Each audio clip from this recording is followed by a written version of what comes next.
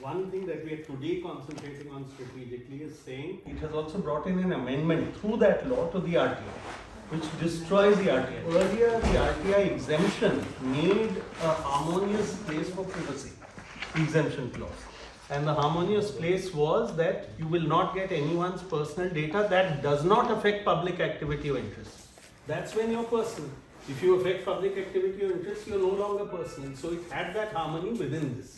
So it says you will not get personal information. So this on this side you will not get personal information, and the DPDPA on that side says that anywhere you mention a person without permission, and there are no exemptions, not for journalists, not for politicians, not for anyone.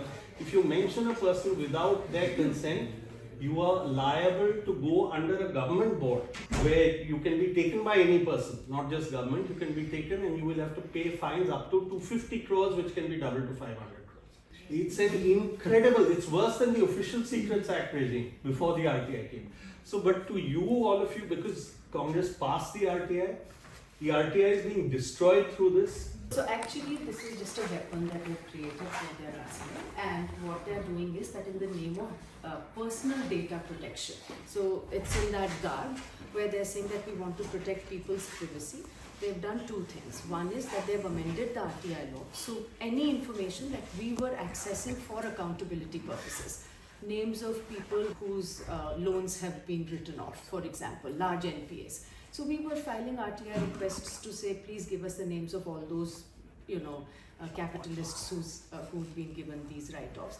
They're now going to say that this is personal information, because the other thing that, for example, is going to be out of the ambit is going to be like electoral rolls, very likely. So we are saying that names are being added and deleted arbitrarily. They're going to say, well, the electoral list has names which will identify people, their photographs, their addresses, so you can't have it anymore. So it's a very, very real likelihood that the electoral lists will be out of the public domain now. I just want to say in this, the power is with them to give whatever they like.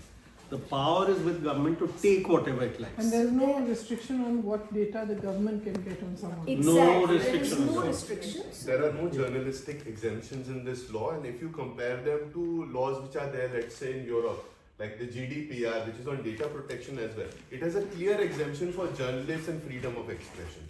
So the intent of this law itself is to vest control on the Ministry of Electronics and IT. It will kill investigative journalism. I have to take a consent from Mr. Amit Shah before I even start reporting at him. Not only does it preclude my right to investigate, do any kind of journalistic reporting, if on my mobile I have any information, because I'm a data fiduciary, as Anjali said, they can take my mobile, they can govern how the data has to be used, who are my sources, and how the data has been processed. Only interviews, if I take an interview from you and you have limited the scope of interview, that is the only thing I can publish. Any other information research I do from third party is right now out of the protection of data protection.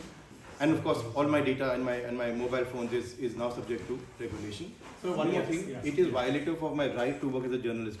It's my freedom of my right to work has been taken away, and of course, public's right to know has been taken away. So 19(1) has been violated on 2 counts here. Yes. What do you want from Right. Number one, a letter to the PM. Number two is an all-party meeting of India Alliance, because it's really an issue that affects the political class, it affects the journalist class, it affects RTI, it affects everyone in freedom of expression. Look, letter Prime Minister will do that. That's not a problem. When all party some sort of a statement comes out, I think that will be powerful as well, because we are really asking for a repeal of Section 44. Okay, thank you. The letter I'll write. And basically repeal of Section 44(3) of DPTP Act. That's